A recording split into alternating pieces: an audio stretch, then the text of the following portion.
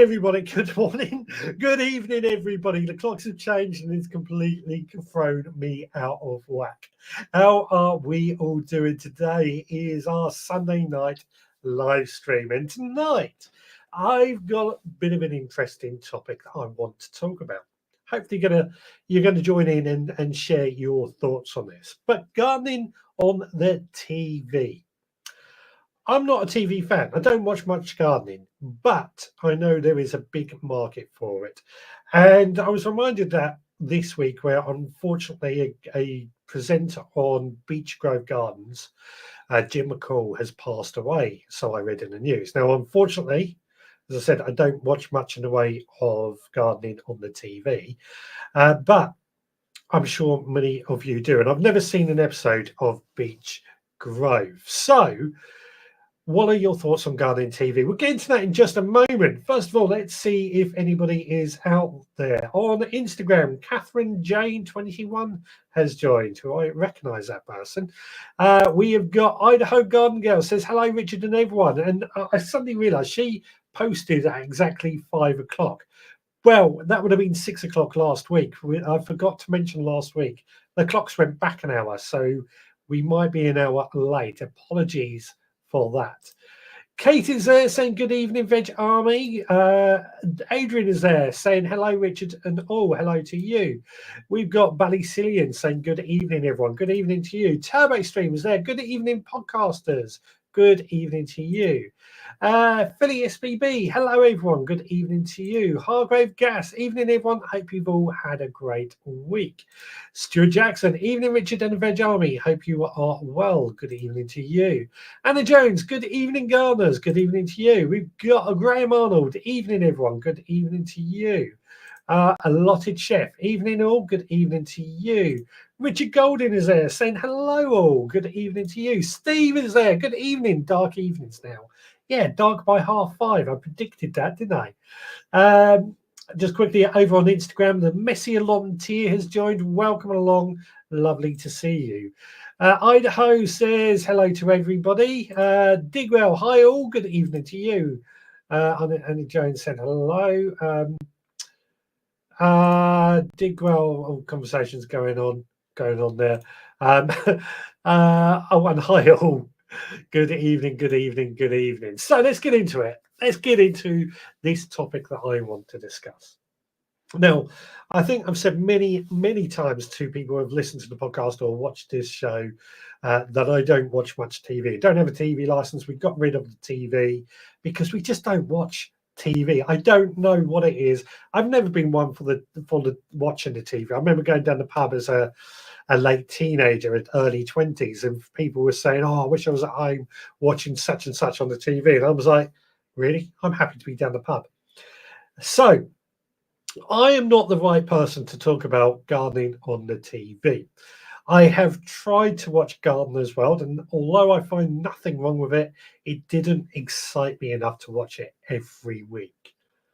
That's my personal opinion. I could be, I'm not saying there's anything wrong with it. It just didn't get me going. I'm much more listen to the radio or in small bits. So I guess my question to you is, what programs, or my first question to you should be, what programs do you watch on the TV? What gardening programs do you watch on the TV? The only two that I can think of are Gardener's World, as I've already mentioned, and Beach Grove. I think we used to have some other programs going years back, one with Alan Titchmarsh and things like that. I can't think what they were called, but what ones do you like? Turbo Stream says, dark here at 5 p.m. here. Now, roll on the solstice where the days get longer. Only a couple of months to go. 6 weeks to go, I think it is. I worked out. Not long at all.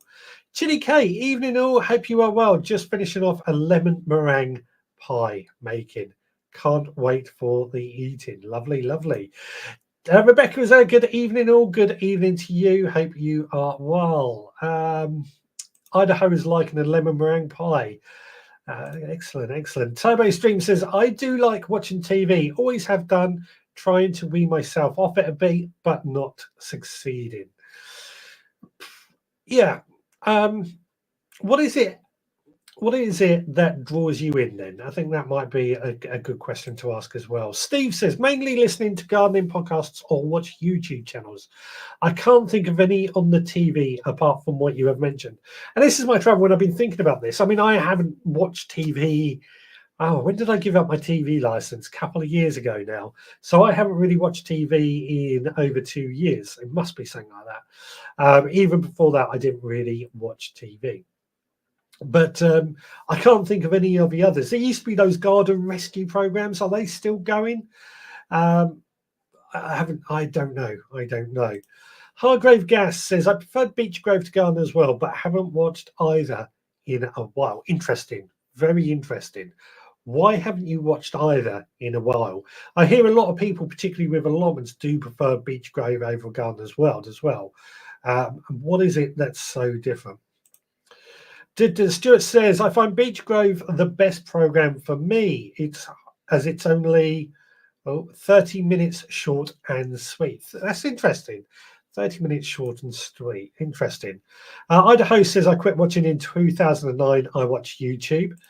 Um, Kate says, Beech Grove is great. More straightforward advice. I dislike overcomplicated advice. Just using Latin names doesn't make it very exciting for newer gardeners. I'm totally with you. I've never used Latin names because I've always sort of said, we don't call a pea the Latin name for it. I can't think what it is at the moment. When we're talking about it in passing, we call it a pea. So why would we teach it any different? Latin, I mean, it's a scientific name. I always feel there's something like when the RHS pushes people to learn the Latin names in their studies, and I always feel there's a certain element of like, oh, look at me, I can speak the Latin word for it.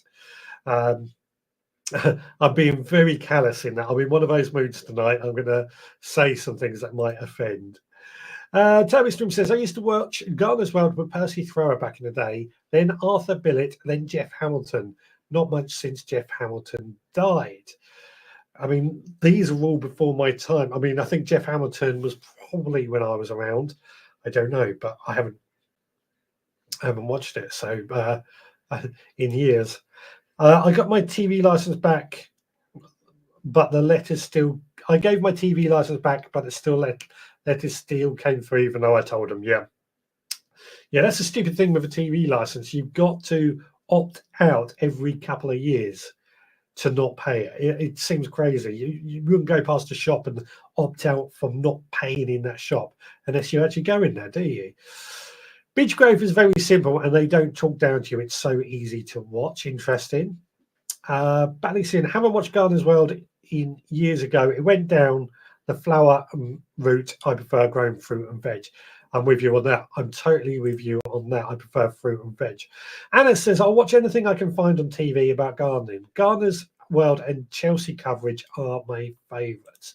So one thing I do want to say, everybody's got their own opinion. You know me, I'm sure I don't need to tell you my thoughts, is that whatever your opinions is completely your opinions. I'm not here to tell you what you can or can't like. This is a great thing that we do. Everybody has different likes and different dislikes. This is more about a bit of research, a bit of finding out. And let me explain one of my conundrums, and I've spoken about this with a few friends. So you will know 2-3 weeks ago I went to Clarkson's farm, Diddley Squat Farm, and I mean it was a day out. Basically, I don't know why we decided to do that. It's something we wanted to go to, but we've watched Clarkson's Farm pretty much since it came out, and we thoroughly enjoyed Clarkson's Farm. What for me was one of the big things about Clarkson's Farm is that it's made people interested in farming again. The programs on TV that were about farming didn't seem to really hit the bill, but Clarkson's Farm seems to have got people interested in farming once again. And the other side, and my thought process was with this, is that we need a Clarkson's Farm version for the gardening world. And I'm thinking, how or what would we like to see? Let's see. Lots of comments came in. Let's see. Digwell says, not watched a TV garden show in 5 years in earnest. Too much bad advice on them. I always think that bad advice, is it bad advice or is it just not what you do? I'm going to throw that out there as a question because a lot of people will say social media is full of bad advice, but I would say, well, it's just not what you do. It might work for the person on social media, for example. Anna Jones says, I'll watch anything I can. Oh, no, I've read that one. Tabo Stream says, it's now every year they harass you, not paying for it ever again. Oh, every year. It's ridiculous, isn't it? It's ridiculous. That's why I got rid of, well, one of the reasons I got rid of RTV. Digwell says you have to opt out every few years in case you have bought a new PC or phone, etc., and it has, for example, BBC iPlayer installed. Yeah, but it still seems wrong that we have to opt out. I don't know why it seems wrong. It just seems the wrong way around. Turbo Stream says mostly watch YouTube for gardening now, but dip in and out of channels depending on what they are doing. So they're exactly right. So a lot of people here have said they like Beechgrove over Gardener's World, although there's more people who like Gardener's World. I've not watched Beechgrove. Tell me what I'm missing on Beechgrove. I hear there's a lot more fruit and veg growing on it as opposed to what I'm used to or what I've seen on Gardener's World. But what am I missing out? Over on Instagram, Callow Andy has joined. Welcome along. Lovely to see you. Yeah, what am I missing out on when I haven't watched Beechgrove? What channel is Beechgrove on as well? Toby Stream says, I don't tell Tesco that I'm not shopping there, so why TV ran over? Yeah, I'm with you. I'm exactly with you on that. So it just seems a little bit crazy. However, it's a unique way the BBC is funding, is what we are told. Now, I'm coming back to this idea of a TV program because although I don't watch TV, I do watch streaming programs, Netflix, Amazon Prime, Disney Plus, etc., etc. And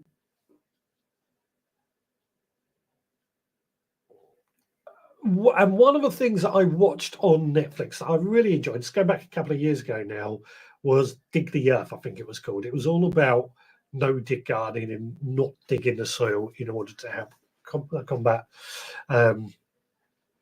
what do you call it, climate change. And I was absolutely fixated with that program. It's one of the very few programs I've watched a couple of times over. Ruru, no. Sorry, that was Roxy digging at the ground. I'm telling her off. Where were we? Because I saw some good comments there. Digwell says, being told to compost plants with rust is bad advice. Being told to not grow tomatoes in the same place after blight is bad advice. Okay, I'm with you. Some people, I mean, when it comes to blight, some people say that you shouldn't compost blight with tomatoes. And my understanding, although I will admit there is reasons to not compost blighted tomatoes, my understanding is that blight needs live material to survive. And if we compost it, it doesn't survive. But there could be strains that could survive, is a caveat with that. Stuart Jackson says, Beechgrove tend to grow more veg. BBC Two, they are like a normal gardener and trial veg and show good and bad results. Interesting. That's as I said, I've never watched a single episode of Beechgrove. I don't know why. I honestly do not know why. Steve says, what about a TV program about gardening and not so much about how to garden? A series looking at historic walled gardens might be nice. Yeah, I'm with you on that. And again, I come back to what I was talking about, Clarkson's Farm, where the cameras basically follow him for a year. There's a bit of, I think there is some scripting going on. It's not all off the hoof, but they follow him for a year with the cameras. It's almost like a fly on the wall documentary, but it's not at the same time. And I wonder if that would work better in gardening. So you follow gardeners for a year, perhaps on an allotment or in a garden. I guess that's what Monty Dunn does, but I don't know. Turbo Stream says, some excellent YouTubers to watch on Grow and Veg. I've learned a lot, assuming they aren't reviewing e-bikes. Yeah, there's some good YouTubers. And this is the great thing with social media, where YouTubers have made it the whole bringing the TV personality, the TV thing into our living rooms a bit better. The thing with Beech Grove for me, says Ballysillian, is it's set in Aberdeen, so they have the problems we have up north. Interesting, because that plays right into tomorrow's podcast. So a lot of information going on there. Anna Jones says, agreed, veg trials are always interesting on Beech Grove. I feel like I'm missing out. I honestly do feel like I'm missing out now you're telling me this. As I said, I haven't had a TV, and I don't know if I can watch Beech Grove on anything else. I don't know. Digwell, never compost blighted tomatoes or potato fruit or tubers. No problems with foliage, etc. Yeah, exactly what I was trying to say. Yeah. Jenny says, hello, everyone. I have a terrible signal. I will try and watch, but it keeps dropping. I will watch back as it keeps freezing. Well, I think I'm sorry to hear that. Turbo Stream, I used to watch Beech Grove, but not since I stopped watching the BBC. Jim McCall was good. So, again, because I've never watched Beech Grove, I've got no reference to share my own experience on him. Kate says, I'm getting the same thing, Jenny. Keeps freezing. The sound is fine. I've got no warnings that we've got poor signal. Everything looks good on my end. So I don't know. Steve says, Clarkson Farm, I thought was more of a comedy than factual for the most part. I think that was that is the key thing. Clarkson's Farm, there was comedic elements, but that's storytelling, isn't it? And Clarkson's very good at storytelling and making a bit of a laugh and a joke out of it. But there was a factual side to it. And I think some of the best things delivered are when there's humour involved. Some of the best stories delivered are when humour is involved. Richard says, I was watching this thing on my TV on YouTube. It's about a bloke who talks about veg a lot. Yeah, I know a lot of people like that. Steve, Top Gear on a farm. Yeah. Chili K, I enjoy watching gardening TV shows for entertainment, not for information. Thank you. Chili, this is actually something I've been thinking of. It needs to be for entertainment. Although there are occasional some good ideas, like different varieties or uses of things. Yeah. This is kind of my feeling at the moment as well. A gardening TV show, I feel this day and age, needs to be entertaining, not so much how-to. It can still do how-tos, but in a form of entertainment. That's my thoughts. How would we achieve this is another question. Turbo Stream says, I used to watch Charles Darwin, but I can't make enough compost, so stopped. And Richard says, plus you can watch TV on the iPlayer and not pay for it as long as you don't watch live TV. As I understand it, for iPlayer, you have to have a TV license, as I understand it. Shush. Sorry, my phone normally goes on silence. Typical. I'm probably going to get a copyright strike for that from the BBC. Idaho says, some people like to watch channels that visit different gardens. Other people want the instruction, or just ordinary people showing what they are doing in their garden. All about the presenter, not the farm. Talking about Clarkson's Farm. And over the years, I've evolved from watching professional gardeners to ordinary people gardening. Yeah. So, is there a problem with having professional gardeners? Well, I'm going to use Gardener's World as an example. Monty will say he's not a professional gardener, but he is a professional journalist. He's a professional presenter, and therefore he can tell a good story. And is that why he is so liked? Because he is not a professional gardener. What's your thoughts on that? I'm going to throw that out there to ask you.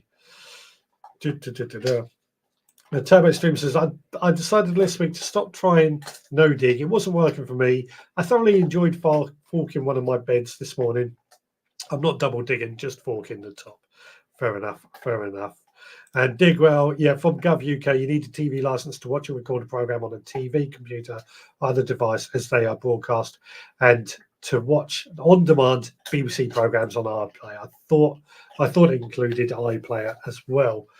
So yeah, if you are, what you do is completely up to you. But if you haven't got a TV license, you technically cannot watch iPlayer. So carrying on with this sort of discussion, and where do we go from here? As I said, Clarkson's Farm has been something that's been bubbling at the back of my head. How could we replicate that on a TV program for gardening? Maybe, and this is my thoughts, we get several presenters who have, say, allotments or gardens up and down the country, and a camera crew goes and films them at several points throughout the year, a bit like Clarkson's Farm, and then it puts it together to follow all these people throughout the year on different allotments or different gardens, or their own allotments, their own gardens, but different ones right throughout the country. Obviously, I think entertainment is the key thing. Being entertaining is the key thing. And being a professional videographer is also quite important, because one of the problems I have with some, not all, some YouTube channels is I find they can be a little bit boring. And I say that with love, because I don't want to talk badly about anyone. I'm not going to name anybody. I do struggle with watching anything, but some can be a little bit boring, a little bit got no personality, I think. Sometimes when there's a personality injected, it makes it so much easier to watch these programs. Now, something else, I was told this earlier today on a phone call. I haven't actually managed to look it up. Alan Titchmarsh, obviously, he's well known for gardening here in the UK. I was going to say there must be gardening programs all over the world.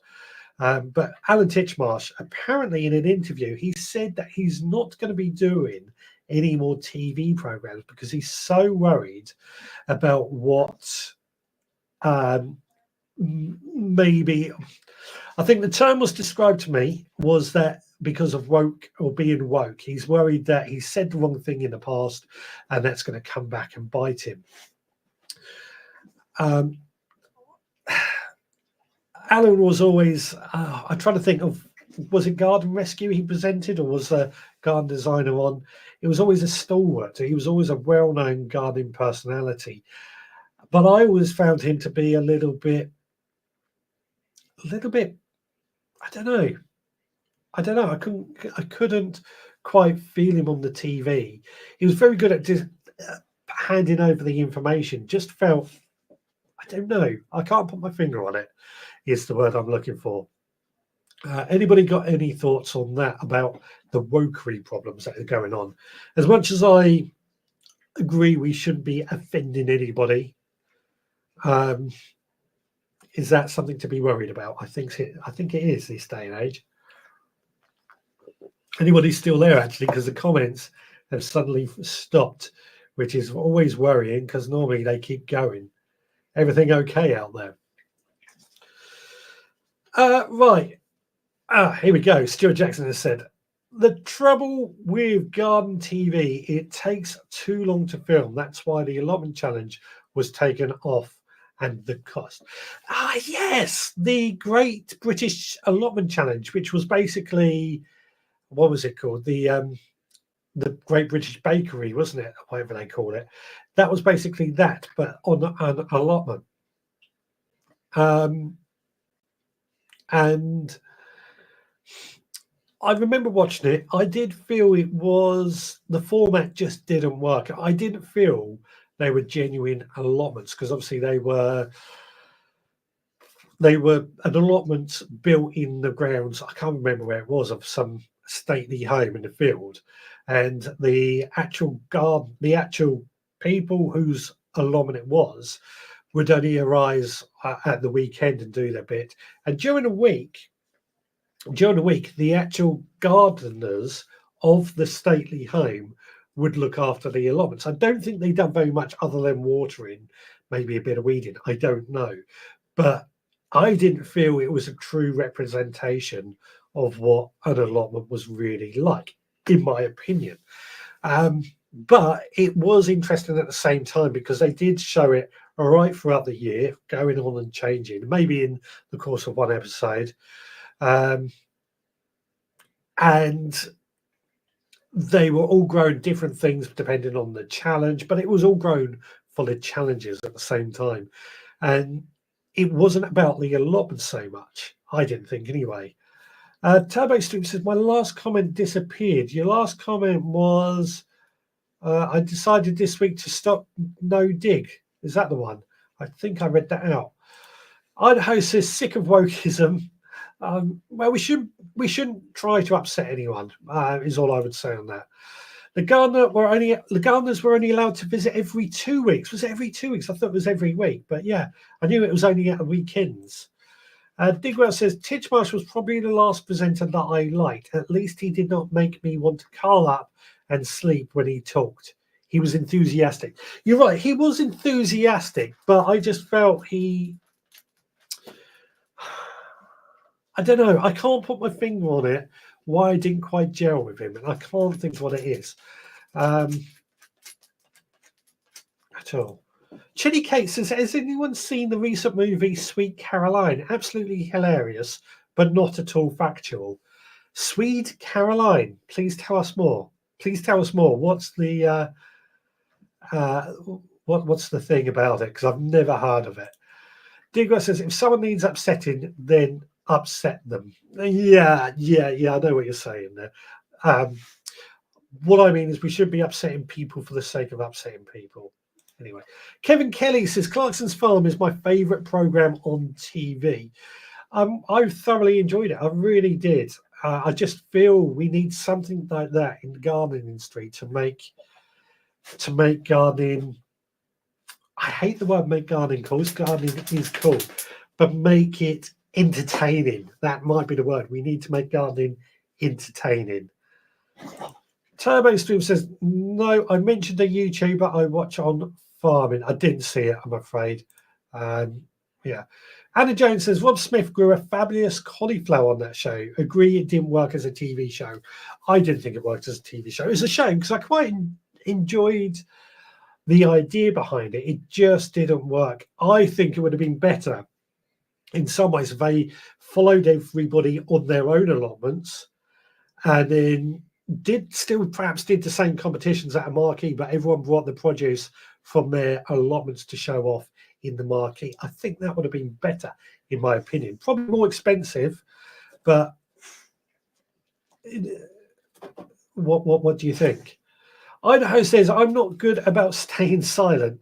And Turbo Stream says, this platform is woke, not you, Richard. Sorry, Roxy's here with me. As I say, I know what you mean about wokeism. I've been called a racist before because of my logo, believe it or not, with the chili. But I always say we don't want to intentionally upset anyone. I'm not going to call somebody a name that is completely rude just to upset them. So that's my thoughts on that. I have only met Monty once. He wasn't interested in the children, unlike Frosty and Titchmarsh, who spent time talking to the kids about what they liked about gardening. Yeah, I hear you. I don't know what to say on that, really. Turbo, yes, Turbo, they paste banners labeling misinformation. Who woke you up? I'm trying to. I don't know what to say on that because I'm thinking of somebody straight away. Sweet Caroline was in cinemas in spring. We managed to stream it recently. A British film with lots of big names about competitions in veg shows and the lengths people go to. I didn't see it at all. Did not see it at all. Is it on any streaming platforms that I can watch it on? And I'll go and check it out. Sweet Caroline looks good. My type of film. I've not heard of it at all. On my list to watch. So there we go. I think just that one name of that program or film, sorry, has got everybody itching to see it already. Hargrave guesses, I like Adam Frost, though he's clearly had some mental. have a lot of time for Adam Frost. He's one of the nicest people I have ever met, in all honesty. Um, I've I've spoken to him a few times, and he will literally just stop and say hello. I've seen him. I was chatting to him. I saw him at Gardener's World live. Which one was it? One of them, anyway. And somebody came up to ask for his photo, but he was about to film at that time or have their photo with him. He was about to start filming at that time. So he said, I will come and find you afterwards. And he did. He went and searched for that person to let them have that photo with him. I cannot see many other presenters actually going to that level of saying, yeah, I would take your photo, or finding somebody to take the photo. Yeah, absolutely brilliant. A lovely bloke. Was I wrong to call my Swede Agnethia? Hargrave, met him at Audley End. Really nice. Oh, yeah, of course. Of course. He was there at Audley End when I was there as well, wasn't he? Because he started filming just before I went on stage. Chillicat, I love some of the female presenters like Frances Tophill, Sue Kent, and Carol Klein. So one thing I've got to say, I know there's a lot of people who are thinking it's woke to have female presenters, but I actually think it's always good to get different perspective on things as well. Frances Tophill is absolutely lovely. I think she's brilliant on Gardener's World when I did watch it. Sue Kent I also thought was quite inspirational. Carol Klein, I've not seen much of her in all honesty. As I said, don't watch TV, but I've read her books, and again, I think they've all got good things to take from it. I once met 3 famous YouTubers and had a photo taken. Of course, yes, I remember that day. Digwell says, ABBA, Richard. ABBA. Oh, what? Swede Agnathon. I don't know that one from ABBA, I'm afraid. I found the pic the other day, indeed. Carol is all flowers, in my honest opinion. I've got one of her books about veg somewhere. Yeah. The older lady on Beech Grove really knows her stuff. Sue Kent, I agree, inspirational.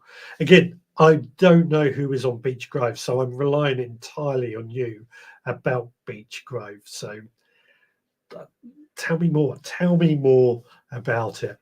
Roxy keeps coming in and wanting some attention.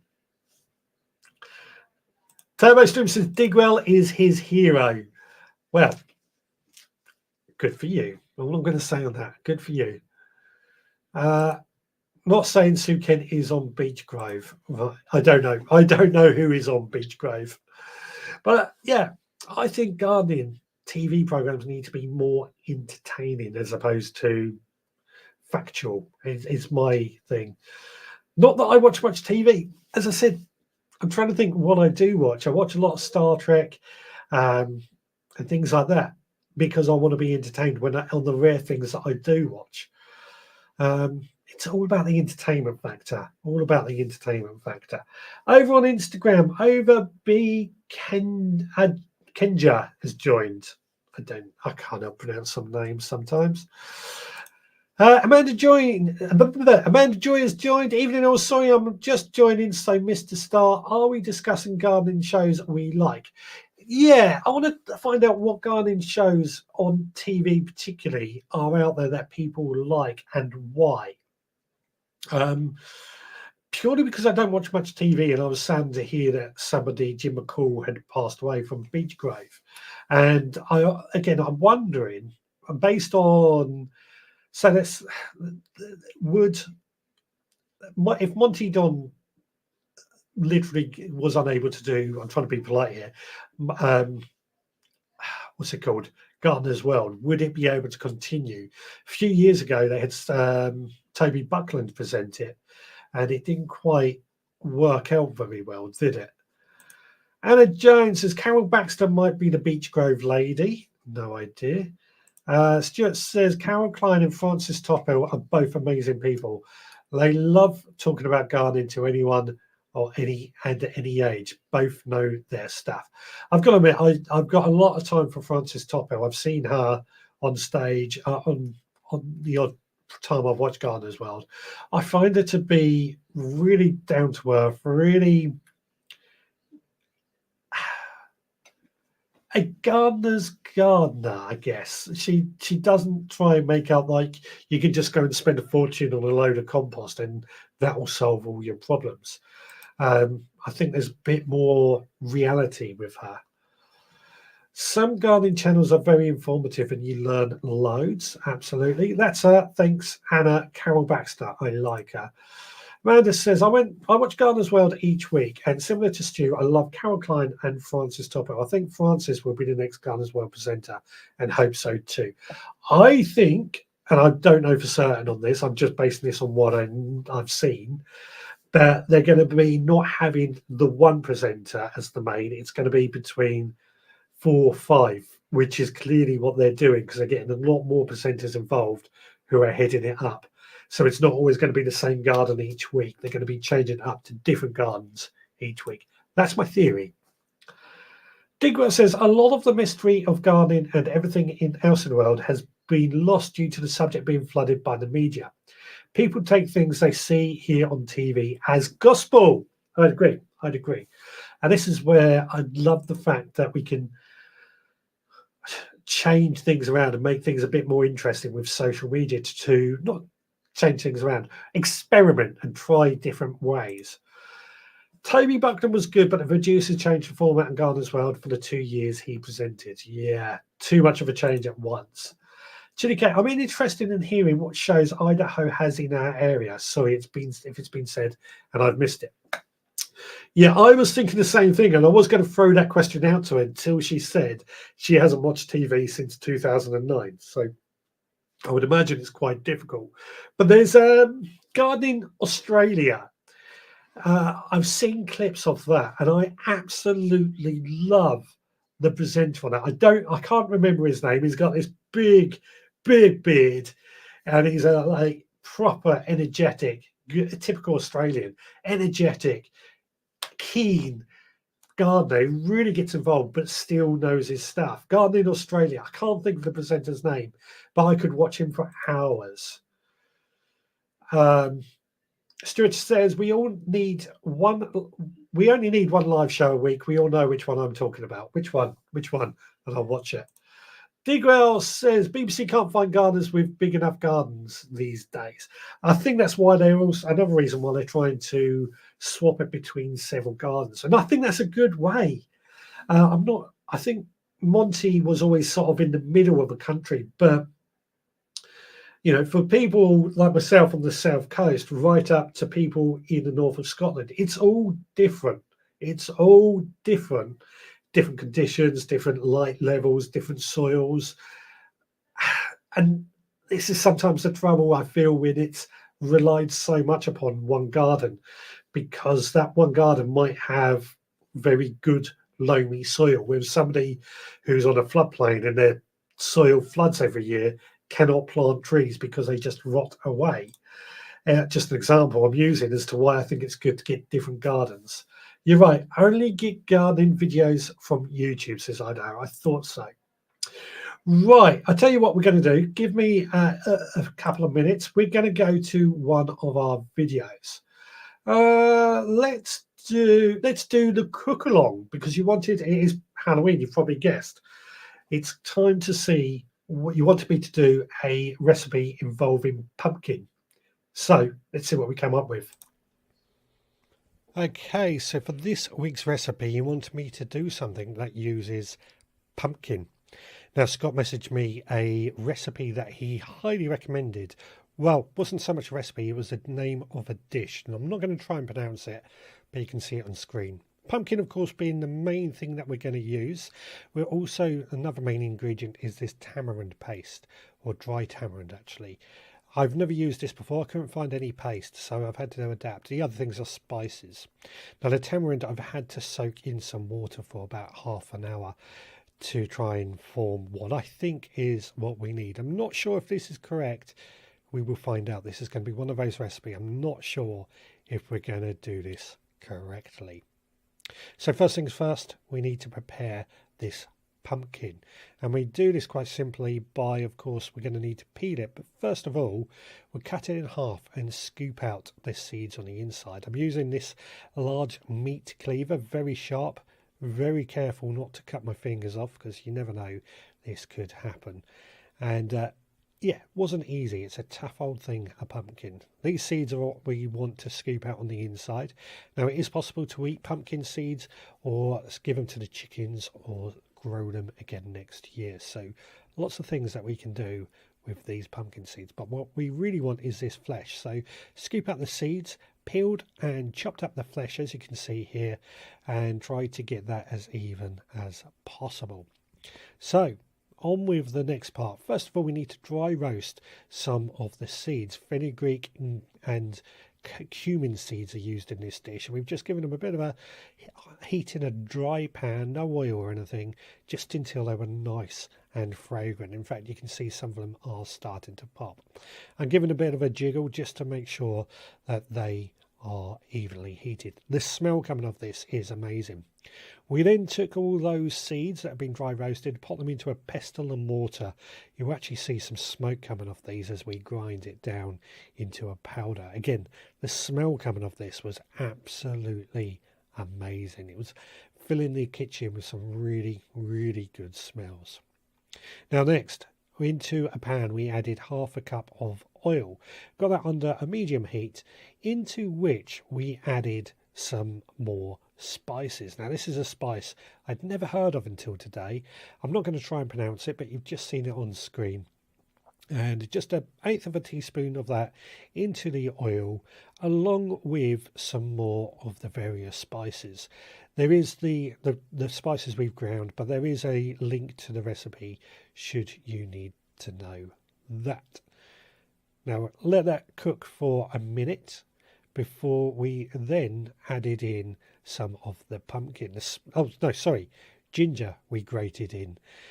The smell coming out of this place was amazing. One thing I noticed, the oil might have been a little bit too hot with the steam that comes off from the ginger, and it worried me slightly as we were doing this. We also added in some chili, which we also grated in just to add a bit of flavour. Now we add in the pumpkin, and I've just placed that straight in. As you can see, that oil really boiled quite quickly. The heat was quite low on this. I think it's just the amount of herbs and spices that I've added to this. We then gave this a good stir to try and make sure all the oil and all the pumpkin was fully coated. As you can see, I was already thinking, uh-oh, I've burned this because this is not looking like it should.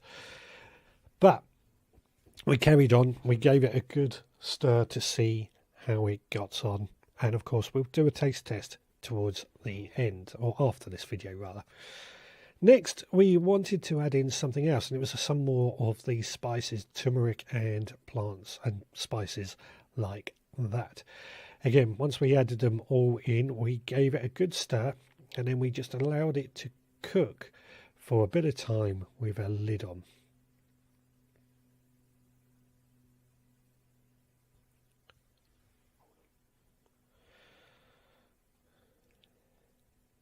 As you can see, it is looking nice and colourful, and what we would expect to see from a nice dry curry. Lid is on and it's just cooking away well. Now, I mentioned the tamarind stuff earlier, so what we want to do is just run it through a sieve to try and remove any of the bits of pith and seeds, but we want to keep some of that liquid, because this liquid is going to go into the cooking, the mixture that we had earlier. This is meant to be a sweet and sour curry. Again, we'll see how it turns out. We cooked this for another couple of minutes, again with a lid on, after giving it a really, really good stir. And now we will find out what it tastes like back in the studio. Indeed, so this is what it looks like. Pumpkin, I'm not going to pronounce it. It's meant to be a sweet and sour pumpkin curry. As I said, I'm worried I burnt it.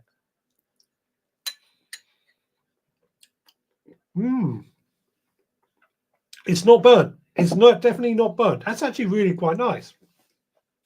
I'm not sure I got the recipe quite right, but that's actually really nice and fragrant. And there is that sweet and sour flavor to it as well. So I like it. I like it very, very much. Right. Let's get back to the comments quickly. So Idaho says, you're right, I only watch gardening videos from YouTube. Digwell says, tamarind is what makes brown sauce. Actually, yeah, I'm getting that brown sauce flavor from that now. There is a hint of that brown sauce, yeah. Without it, it's just sauce coloured brown. Yeah, there is definitely a brown sauce flavour to that. Anna Jones says Costa Giorgis. That's it. Costa. That's the person I was thinking of, is his name. I sometimes listen to ABC Australia gardening podcasts, which are also very good. Yeah, I mean, I just find Costa very entertaining on the bit clips I've seen. He gets stuck in. He really does get stuck in, not afraid to get dirty. Digwell says asafoetida. It's dried latex. That doesn't sound healthy to me. But, thank you. And it makes it worse. Asafoetida is also known as devil's dung in English. Thank you. Now you tell me. Well, it tastes, I mean, that tastes quite nice. I've got to say, it tastes very nice. I'm very surprised. I think might have been better with a better tasting pumpkin, because my pumpkins failed this year, as I've moaned about many times. It hasn't really been quite what I wanted. I didn't get any Crown Prince pumpkins, so I had to buy this pumpkin from a supermarket, and generally they're sold for carving, aren't they? And that's not got the flavour of the pumpkins that I would normally like to eat. But it still tastes good. Still tastes very good. I wonder if butternut squash will work in that as well. There is a recipe in the comments, or the link to the recipe in the comments, if that is something you are interested in trying yourself. Highly recommend it. I quite like it. It's quite tasty. And I think with a bit of raita, it will also taste just as good. Now, at this point, just want to remind you to please give us a thumbs up, a like, a follow, and a subscribe if you are enjoying this this live stream. If you're not, let me know. So let's come back to this gardening TV program, because so far we've talked quite a bit about the presenters. What about the actual content? Content is king. But what, and I've said I think it has to be entertaining if we were to do a good TV program. What is it? What content would you want from a gardening TV program? Let's throw it open. Let's design our own gardening TV program. So you can just say, yeah, I want to design my own gardening TV program. What would you want in that? Over on Instagram, Melford Photographer has joined. Welcome along. Lovely to see you. I should say, anybody that is watching in the Facebook group, because I share this to the Facebook group, I cannot see your comments either. So you might be saying stuff and I can't see it. You have to be either on the Facebook page or on YouTube now, so I can see it, because Facebook changed the privacy settings, which is really, excuse me, really annoying.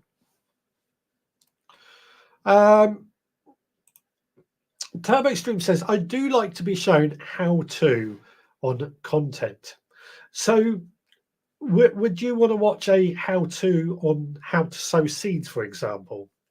Idaho also says, I like how to videos, because this is something I like.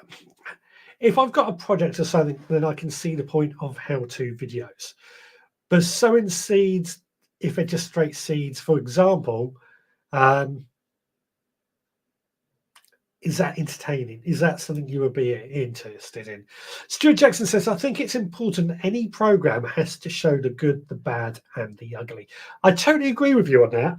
I totally agree that people want to see the successes and the failures, because the failures are where we learn the most. When things go wrong, that's when we learn the most. When things work, and if they work first time, we get it right first time every time, we're not learning.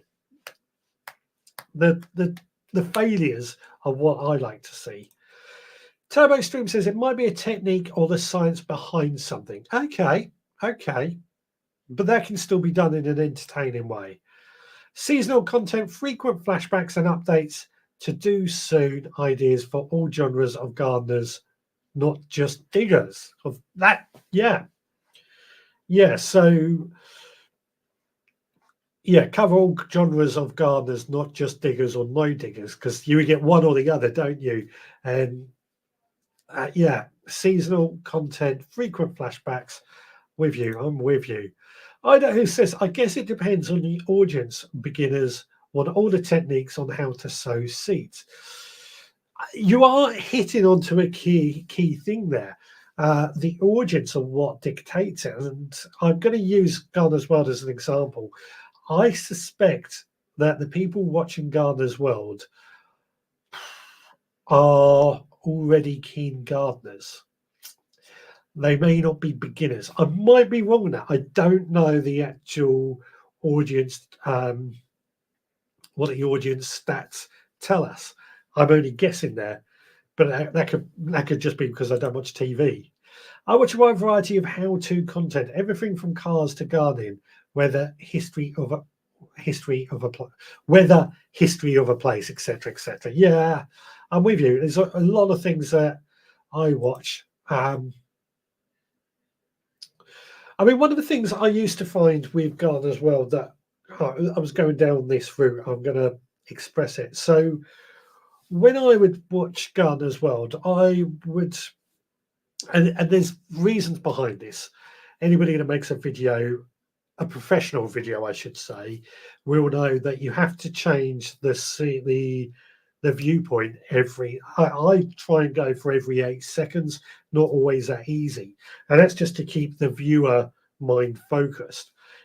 And one of the things I would find when watching Gardener's World, you had Monty doing something in a garden, in a garden, and then a cutaway to a bird that is completely unrelated to what they're talking about. It's just a cutaway that it felt like it was thrown in for no reason. I would like a cutaway where it related to that content. I know that's a very technical thing, but it used to annoy me when I would see it. Ido says, I'm not bored watching people sowing seeds. If they are doing voiceover, they can explain. Might say something that grabs my attention. Fair enough. Fair enough. That is very interesting, actually. Digwell says, and like YouTube, it needs to be available on a platform like iPlayer to watch over and over again so you can stop, absorb, carry on.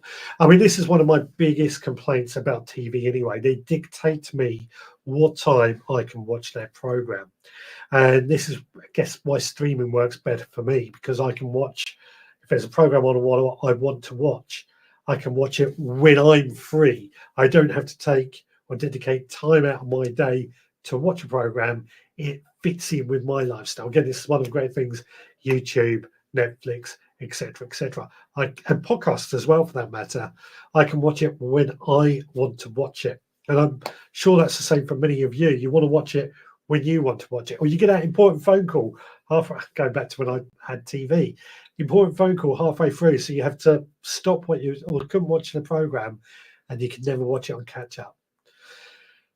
Stuart says, also, if the start of a job, please.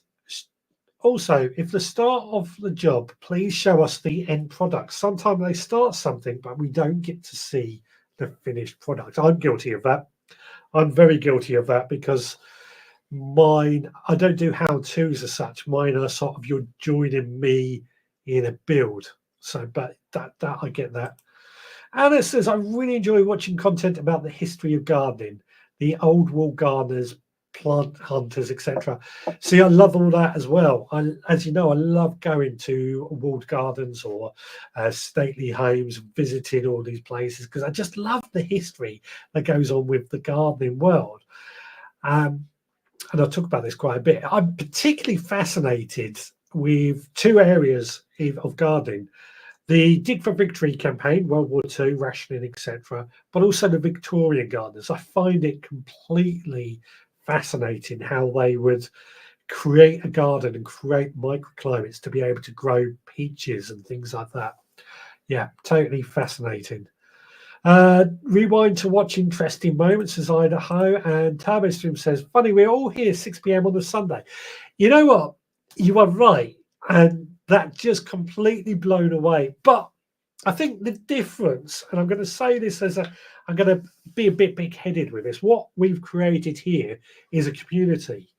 It's a bit like you would meet, down a pub every Friday night at 6. This is what I think we've created. We come here at 6, hopefully for the entertainment, but the entertainment amongst us all, the chat, the camaraderie, and all that goes on with all of us. I think that's the difference. It's interactive. Digger says, TV as we know it will be gone in 5 years. I agree. You mark my words, young man. BT has already stopped non-internet phone calls, except for those who have a permanent phone line. VoIP now. Yeah, I'm with you. Big news as well, actually, talking of BT. Well, BT, it's not BT, it's OpenReach. They are currently installing full to the premises fiber, or fiber to the premises house, to my house, or to my street, I should say.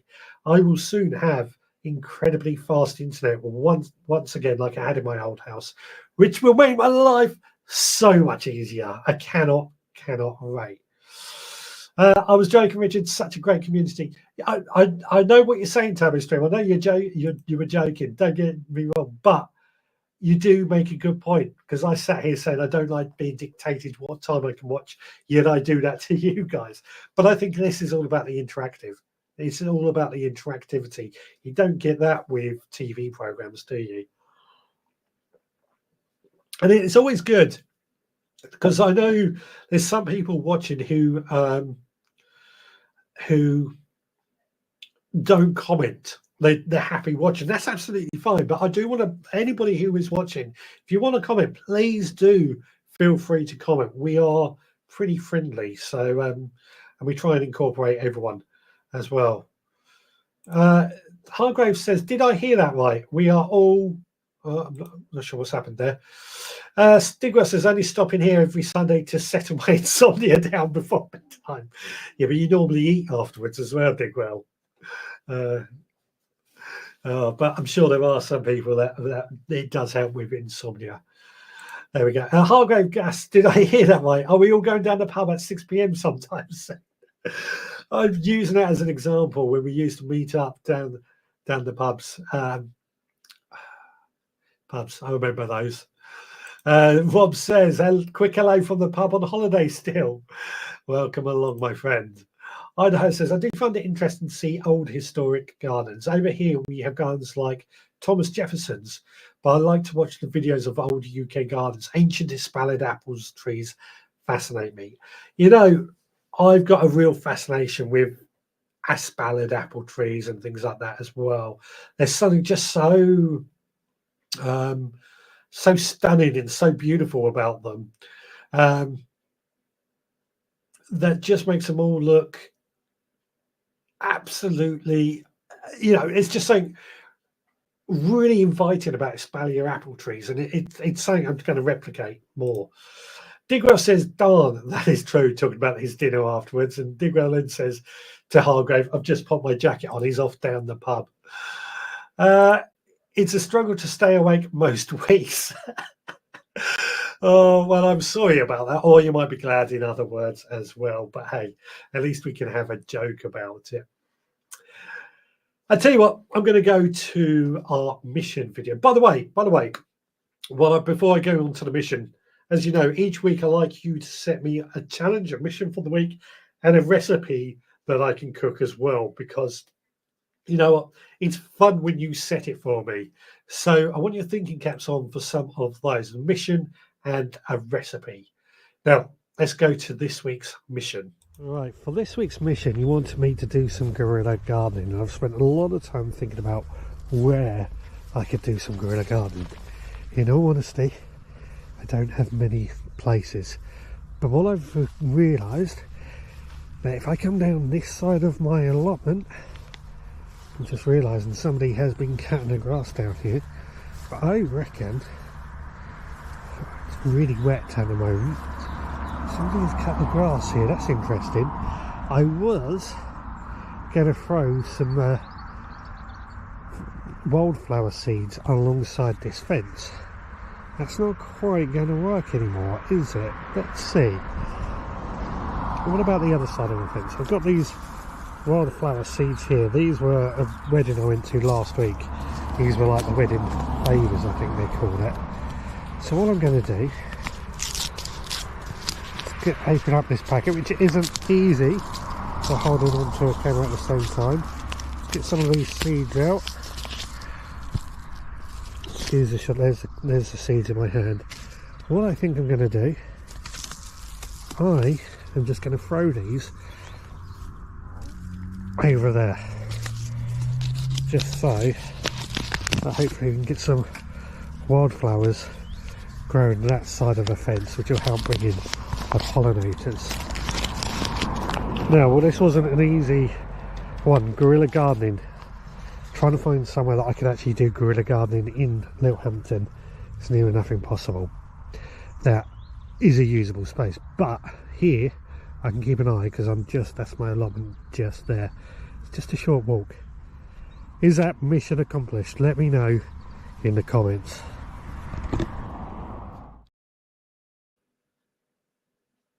Oh, sorry. I forgot I'm doing a show, aren't I? I'm watching the screen over here, which is a little bit behind. Something weird going on with that screen, and it took me a while to realise what was happening there. Yeah, so was that mission accomplished? Was that guerrilla gardening as you would like to see it? The trouble I've got in Littlehampton is pretty good with their gardening. They don't really have any green spaces that goes unused. So there was one area I did think of using behind an industrial estate, but I don't go there that often. So I'm trying to find somewhere that I can actually maintain it for guerrilla gardening.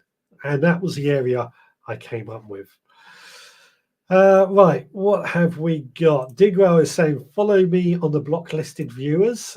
What else have we got? Digwell says, how about some veggie recipes for Christmas? It's not December. We don't mention that C word until December, but it's totally up to you. I've got on tomorrow's podcast, Chef Scott has come up with a rather delicious sounding leek crumble recipe, which is actually on my website right now if you want to go and check it out. That could be something we could do. Back to my pint, catch you later. Lucky you. And Digwell says pisshead. Nicholas says, evening Richard, sorry I'm late, welcome along, lovely to see you. Digwell says, who painted all those white skies in the white lines in the sky?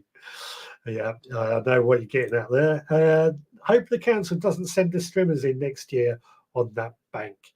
Well, funny enough, one of the things that somebody on my allotment site is trying to get is down the southern side of our allotment, but along that same fence, she wants to put in a community orchard, and she's got the council on her side. She's got Lions somebody or another on her side because it has stupid rules, has to be under something or another. But the allotment association isn't going for it at the moment, and she's trying to get me to back her up. But I think that's a great use. I mean, that fence, fence is great, keeps people out in theory. It doesn't, because I've seen children climb over it. But in theory, what we want is edibles. We want edibles growing down that fence down by the side of our allotment, because that's going to be more productive. And I think in some ways having trees there as well as the fence is going to make it harder for anybody to come into our allotment. So guerrilla gardening is something we might look at doing a bit more of if we're careful. Oh no, I read that one. Chili Kate says, how about a nice warming winter soup for the recipe next week? Completely up to you what you want me to do. I was thinking a soup would be good because I could do that in our soup maker as well. Give me a chance to test that out. But as I said, it's up to you what you want me to do. I could do a leek and potato soup as an idea. Don't forget the mission, though. We need a mission for next week, a challenge that you can set me that is going to be a good challenge. Over on Instagram, Darren Bale has joined. Hopefully I've pronounced your first name correctly. Hope you are well. Lovely to see you. So let's coming back. Oh no, Turbo Stream's just come up with something. Our council waited for the wildflowers to just flower on the grass outside my house, then cut it all down. They did that twice. I'm really sad, if I'm honest. It looked lovely too. Fantastic. Darren says, perfect. Thank you very much. Yeah. See, I did think we've got a grass verge outside our house, just over there. But we got a tree in there that, what is a tree? It's a cherry plum tree, and it's absolutely lovely cherry plums we get out of it. But the council does come along and cut the grass every so often. My neighbour as well, he's a professional landscape gardener, runs his own business. And he'll quite often cut the grass when he's just testing his lawnmower or cleaning it after taking it off the lorry. So we just cut the grass out there quickly. So I did think of that, but I figured anything I plant there is going to get destroyed. So I couldn't really do it there. But there's things to think about. Digwell says soup is always good. Idaho says I'm a huge fan of soup. Anna Jones says leek and potato soup with a love heart. Turbo Stream says I need a lesson in soup making. Mine are always awful. And Kate says I've got my soup maker out. It's going to be a leek and potato soup for next week then, using Amanda's soup maker. Do you agree with that, Roxy? She's very attention seeking tonight. What have we got? Stuart says mission for next week, find a bargain. You know how I like a good deal. Yes, soup, please. Yeah, we could find a bargain. In fact, there's lots of bargains to be had at the moment, isn't there, in these soup garden centres. Robbie and Gary, gardening easy. Use that cut grass for compost. If it was my grass, I would. I didn't cut it though, but yeah, I agree. I'm a big fan of trying to use as much as we can to make our own compost. Or the other alternative with cut grass is use it as a mulch. That's the other thing I tend to do as well. Don't let it go to waste is what I'm saying. This is why I am amazed in some ways when the council come along and they cut the grass on our grass verge and things like that. They don't pick it up. They don't collect it or anything. They just leave it. I guess it's mulch in place where it is. But then they go and buy compost for some of their displays. Or I assume they buy compost. Perhaps they don't. I don't know. I have to find out, won't we? I have to get in conversation with the local council to find out what they do with all their waste. So we're going to do a leek and potato soup next week and find a bargain. Is everyone happy with that? Turbo Stream says, I sowed some winter onion sets this week as my seeds failed again. I'm sorry to hear that. There's still time to sow onion seeds. Still time. We can still sow, we can sow them right up to March. Buy this book, says Digwell to Turbo Stream. Covent Garden Food Co. A soup for every day. Brilliant. Yeah. What you got, Roo? No, she's licking her paws. I've got to admit, I do enjoy soups, but sometimes I'm going to be. I can say this because she's on the phone, so she's not going to hear me say this. My wife makes some awful soups. She loves them. I think they're awful. I cannot stand them. And then she wonders why I don't want to eat them. She tends to just take in the things she has and throws it in to make a soup. It's awful. It's awful. I'm going to make a nice leek and potato soup. Turbo Stream says he will look that up. That might be a conversation for next week. Recipe books that you swear by. Would that be something you might want to talk about? That could be a conversation there. I don't know if that's going to be a good conversation, but what do you think on that? Of course, I didn't have a subject for next week. That just came to me. So What have you been up to this week in your own allotments, your own gardens? Let me know that. I think that we're getting. I think we've run to the end of this. Or if anybody's got anything else they want to add on this gardening TV program, but I think we've come to the end of that. But what have you been doing in your gardens or allotments this week? It's been it's been a bit wet here at Little Hampton, so it's been a bit of a struggle. Plus, it's dark in the evening, so I can't get to the allotment. That being said, I went to the allotment yesterday and went to the allotment today, and it's been lovely. I did quite a bit of gardening. I've cleared out the greenhouse. I've planted out some cabbages. And here at home, I've been building more beds and getting things like that. So lots going on. What have you been doing in your own allotments and your own gardens? Turbo Stream says, I had success with my onion seeds in a cold frame in April. It's when I grow at home they fail. I wonder if it just gets a bit too hot in there for you, but I don't know. Don't know. Digwell says, buy Amanda that book for Christmas, a subtle hint. I might just do that. I might just do that.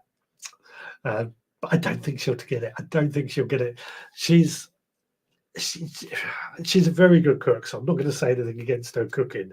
Her macaroni cheese is one of my favourites. It's just her soups. She tends to just take everything and throw it in and seems to like it. She calls it something or another. Don't like it. Kate says, sticking some grated cheese on top of a soup is amazing. I do it with most soups. Yeah, I've got to pay the cheese tax to Roxy when the cheese comes out. But yeah, good seasoning, good soup, croutons as well. I'm trying not to eat bread, but we do. If we have leftover bread, we tend to try and make them or roast them off to make croutons these days. This week, I transferred some gooseberries to a new area of the soft fruit select section. Excellent stuff. Excellent stuff. So that's good work going on there. Frost is happening, so I'm harvesting and clearing beds. Yeah, we haven't got any frosts here, but I've been talking about that on the podcast this week. French onion soup. I can't see mine for cheese. Oh, I do love French onion soup as well. Oh, lovely. Idaho says cheese on soup is a staple for me. Okay, I will make a point of adding cheese on top of this leek and potato soup next week, just because you are all so adamant that it's got to be done. I will do it. I will do it. Yes, so as I said, now moving forward, as I say, I like to try and visit the allotment on the way home from work, but I don't think, now the clocks have changed, it's pretty much dark from about 5:30. So I don't think, unless I finish early from work, I'm going to be able to visit the allotment anywhere near as much as I would like. However, time in the morning is going to be spent in the garden. And I always like to do gardening before I go to work. And that can be sowing seeds, potting up seedlings and things like that. There's still plenty of things that we're going to be able to do in gardening throughout these winter months. Something I always say, I garden right throughout the year. And as we move on into the winter time, I think it's always the time or a better time of year to do infrastructure jobs, building new beds, sheds, or things like that. I don't know if anybody else thinks that, but I think infrastructure jobs are best done during the winter months. And Turbo Stream says, I cleared some manky looking leeks, cleared another bed for the onion sets. Excellent, excellent. Manky looking leeks might still taste good though.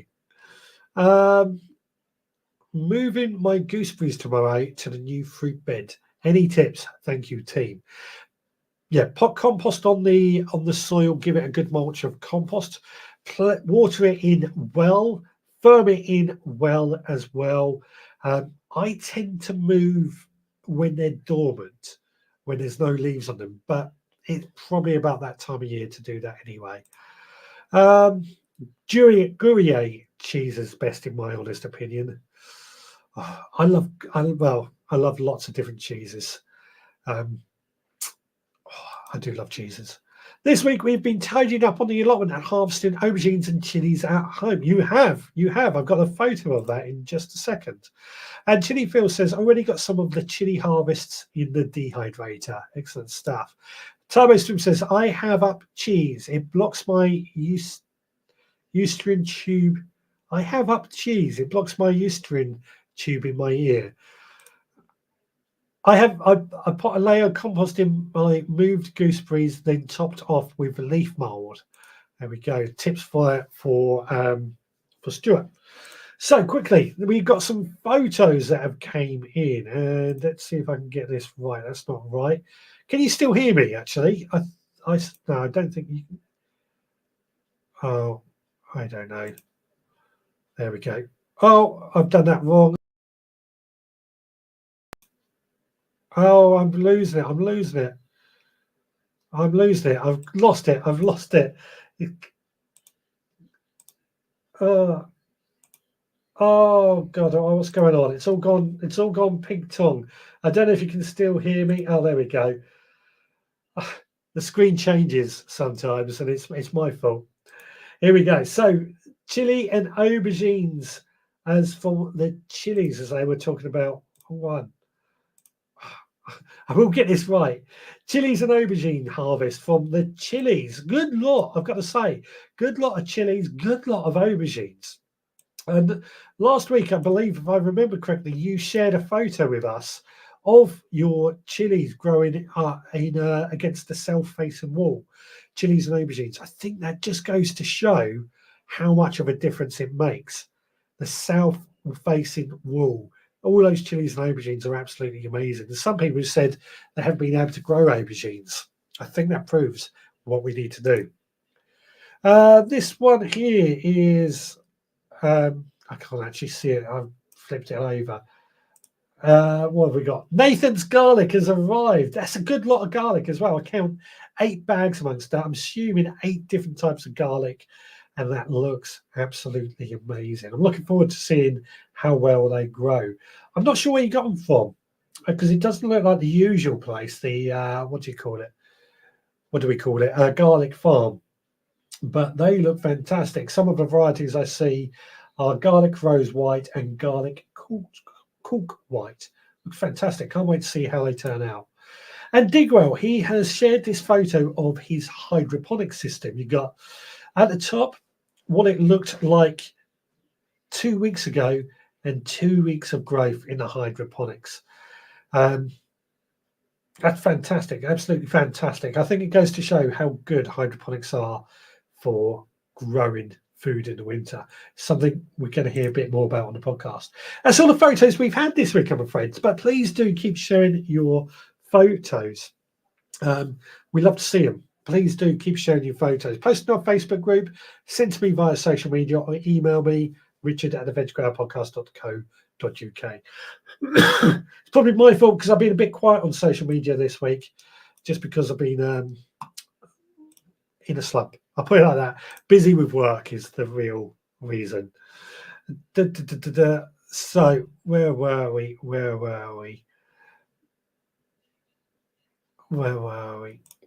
Hannah Jones says, cleaning up the last few leaves for leaf mould. Leaf fall just about over in northeast England, extremely early.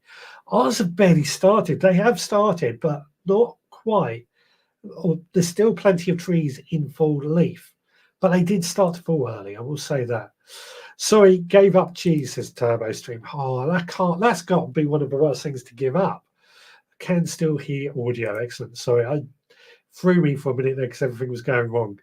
Digwell says, my 10-year-old grandson is here. Do you need a hand, Rich? It wasn't. What it is I click on this thing because I've got a teleprompter in front of me as a third screen, which means I'm looking at you while reading the comments and things like that. And the screen's so small that it's difficult to try and do anything like that or anything complicated. Digwell says, my chilies and aubergines are still growing outside. So are mine, funnily enough. Mine are, although I'm moving some of my chilies in pots into the greenhouse in order to try and protect them and get them a little bit better, or see if we can get them through the winter a little bit more. Grown local. I didn't know if that was the supplier or just a advertising ploy. The Turbo Stream says, a U station tube connects your ear to your nose. Mine blocks up, then I go dizzy and deaf if I eat cheese. Ooh, that doesn't sound pleasant at all. That doesn't sound pleasant at all. Chili Phil says that's our best ever harvest of Scotch bonnet chilies and still more on the plant. Never had a huge amount of success with them before. They do need, I think anyway, I don't know, tell us a bit more about when did you start growing them and what you did differently. I personally think they need a very long growing season, but certainly aubergines and chilies or hot chilies need a very long growing season. What did you do differently in this last sort of 10 minutes of a show that made them such a success? Digwell says, takes notes so I can slip you some hidden in the sarnie next time we meet. I have one massive Swede to harvest still. Excellent, excellent. And Turbo Stream says, I love cheese and pickle sandwiches too, Digwell. Now, funny enough, I've been looking at my Swede, mentioning Swede, which was mentioned earlier with that film, Swede. What's it called? Swede Caroline. That's something I've got to check out. But yeah, I was checking on my Swede because a couple of weeks ago I was looking at them and thinking, they're really not bulking up. The foliage looks great, but we're not really going to get any bulking up of Swede. Well, I think now the temperature's dropped enough, the Swedes have started bulking up because I'm now starting to see some good sized Swedes on them, which is great because it means we're going to be able to have Swede for our Christmas dinner as well, which makes me very happy, makes my wife happy because she loves Swede. And one less thing to go shopping for that Christmas dinner. Looking forward to that. Digwell, Turbo Stream, sorry. I still have to pick on the one sweet pepper in the porch still. How is your porch? Is it still full up of growing spaces and stuff like that? Let me know, Turbo Stream, because the porch intrigues me. We need to see a photo of your porch, I think. Chili Kate says, Phil's taken the dog out. We planted the Scotch bonnets in a heated propagator at the beginning of January with the other chilies. There you go. So you started them at the beginning of January. Interesting. When did you plant them outside? I'm guessing the middle of May. Or do you? Is that earlier than usual? A question for you. What about the aubergines as well? When did you do the aubergines or sow the aubergines? Sorry, I'm throwing loads of questions at one person, which isn't what I like to do it, but I think that photo was quite intriguing with just the sheer amount of what do you call it? Chilies and aubergines there. And by the way, did we confirm that next week we're going to be discussing your favourite recipe books, or is that going too far off topic? What do you think? Time Extreme says, I sewed a tray of various salad things in an old mushroom tray. I will send in a picture. Please do. Please do. You know we love your pictures. We do need more pictures and videos coming into this show. I'm going to throw that out there. I know not everybody, it's not easy to remember and everything like that. It's not easy to do, but we could do with some more things like that. If anybody does want to throw it in, you can email me, richard@thevegrowpodcast.co.uk. One day I'm going to find the time to make some more stings up and things like that as well. Turbo Stream says it faces south, so it gets hot in the summer, but it's okay in the winter. Excellent. Excellent. And Digwell says recipe books is good, all related to growing stuff, really. Yeah, that's the only thing I'm going to say is that it does need to really relate to vegetable gardening. You know, it's no good getting, I don't know, something completely random cookbook that has no vegetables in it at all. That's a bit of a long stretch, I know, but yeah. Chili Kate says the aubergines were straight in after the chilies and they went into the conservatory until about June, much later than we planned. There we go. There we go. Perhaps that's the secret, being much later. That might be why you got more. I don't know. I'm only guessing there. Well, we have got 5 minutes left to go for this episode or this show tonight. It's been great as always chatting to you. Digwell says, like my hottest Indian curries book. Well, you know, we do cook curries with our homemade produce, but yeah. Turbo Stream says I will do a slow slideshow vid for the end of the year show like last. That'd be great. Actually, Oh, that reminds me, when is it? The first Friday is the first of the month. So we're going to want to see some of the first of the month plot photos for November and December. Oh, it's sad to think the year's nearly over. By the way, Christmas this year, when does it fall? It falls during the week. So we're still going to do our Sunday shows. The Sunday before Christmas, we're going to do our Christmas party down the pub with our pub quiz. I'm going to do that on the Sunday before Christmas. Haven't worked out what we're going to do the Sunday before New Year's Eve, but we're going to do something fun on those 2 days. But a pub quiz is definitely going to be on the Sunday before Christmas. Chili Cake says, what about veg growing and cooking books? Yep, perfect. Veg growing and cooking books. Great idea. Yeah, we'll throw that in there as well. As you know, I've been talking about books on the podcast a bit more since I've rediscovered the library. Digwell says, that's what I meant. I don't share a book like my hottest Indian curries. Yeah. Thank you, Digwell. You've put it into a way I can probably explain it better. Yeah. Don't do something like my hottest Indian curries. It's about the recipes using a garden book. If you want to send photos in or a video talking about your favorite books, that would be great as well. I haven't sent a plot tour in ages. We'll try in early November. That would be good as well. It'd be good to see some of those too. Right.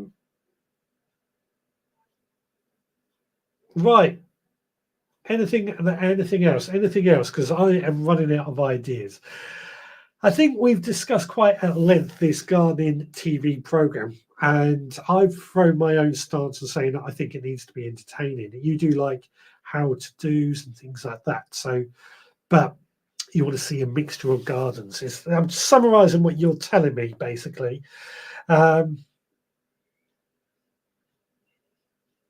Oh, one other thing I've just remembered, and Digwell said, will do, always one for making a video. Yeah, you are, Digwell, certainly.